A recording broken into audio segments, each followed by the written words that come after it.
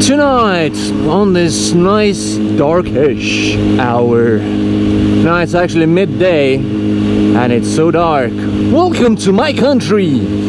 Well, actually tonight I want to talk about the motorcycles I have ridden, essentially the ones that I have experience with. Ooh, a fight. It was a party night yesterday, the whole country was partying. The Midsummer's Day, the St. John's Day. Everybody gets shit-faced drunk. So, starting from the beginning, ever since I was a little boy, my grandpa, one of my grandpas, had a motorcycle. I don't exactly know what model and what it was. It was an old Russian motorcycle with a sidecar. And, well, I can't really say I rode it or I was the one behind the wheel. But I did once sat in my father's lap and was holding on to the controls, holding on to the handlebars. I'm probably doing a lousy job because it was wiggling all around, because riding a motorcycle that has a sidecar is it's so different. Yeah, so it was the handlebar. I couldn't really hold it on with my 3-year-old arms. So I don't know if you can call it riding, but that's my very first experience sitting and holding on to the handlebars of a motorcycle. Let's put it like that then. Other grandpa was racing motorcycles, and he was also building motorcycles and all kinds of contraptions. At some point he built a motorcycle for me from different parts. Well, basically I think it was a 125 engine on it, but honestly I can't remember, and I don't think anybody does anymore. So what happened to that motorcycle is it was sort of a project bike that he never quite finished. The saddle was missing whenever I got it, and it wasn't running perfectly. I mean, me and my mates were trying to get it going, and well, we were doing a lousy job at it. It would run for like 100 meters, and then we would tinker on it for another 3 hours, and then again ride a few 100 meters, and that was it. And fuck, it's raining. So I got rid of that motorcycle, not really developing any wish to ride motorcycles, or never really got into motorcycles at that point. A lot of years passed of me not giving a hoot about motorcycles, and then a tragedy struck my family when me and my sister lost our mother, and our father lost his lifelong companion, wife, and a friend. And then all of a sudden he found himself really not knowing what to do with his life. So he got the idea, well, he should get a motorcycle to somehow pass the time. And well, he had been riding a motorcycle in his youth a lot, and like ever since we came to be, me and my sister, that like got pushed back. So he never, maybe he rode a motorcycle after that once or twice, I don't even know.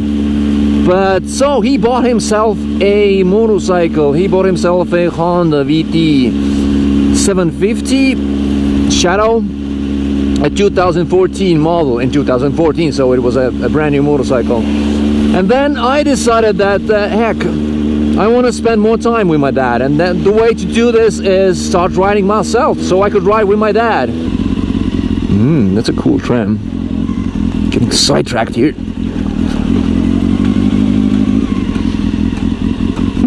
This is so cute.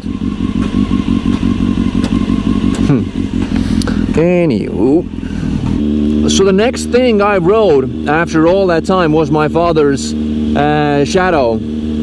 In the motorcycle school, I rode some kind of a Yamaha. I think it was an old Fazer from the 90s or something. It looked really old and it behaved really old, but it was a classic, nice classic bike. The next motorcycle was the one I used for city riding. I think it was a 2012 Kawasaki ER-6n, a naked bike, which they had tricked out with some cool looking crash bars.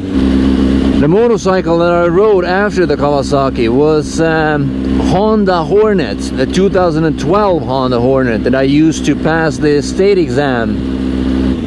And then I went to the store just to like look around, what's available, what's up there, what I could theoretically buy. And that's where I found Matilda.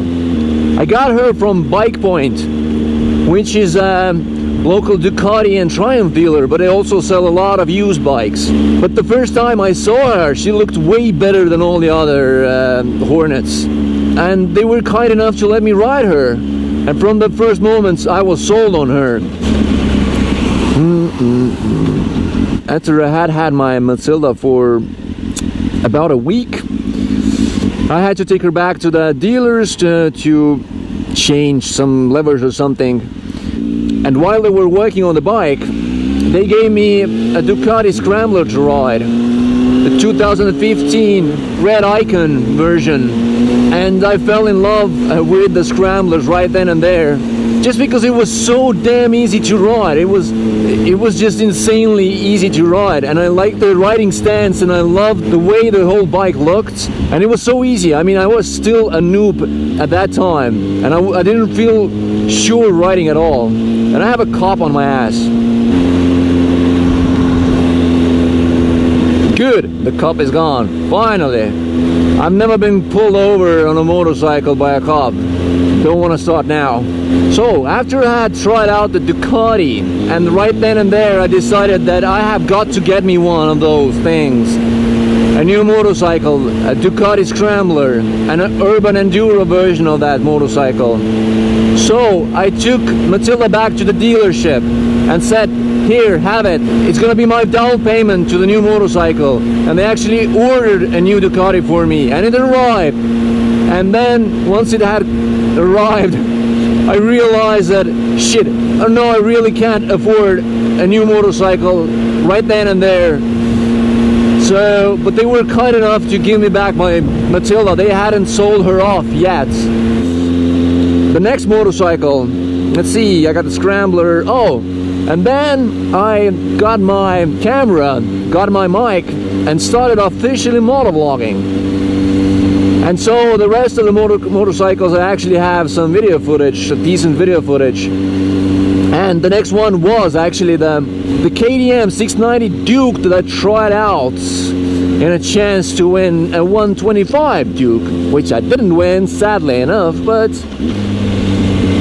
it doesn't matter. And I loved the Duke. It was fun. It was a cool city brawler. After that, we went to Spain with my missus, and we rode a BMW G650 GS over there. I think it was like a 2015 model, so quite a new bike. I loved it on the gravel because I had never done gravel before in my life, like the really technical riding like that we had to do over there.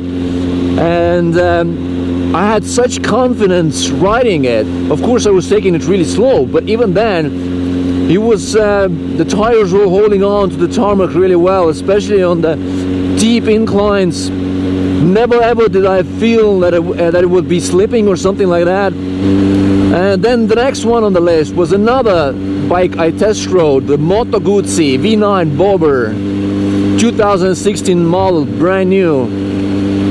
And that motorcycle was a good contender to the Ducati Scrambler, just because it was bigger and it felt a better fit for me.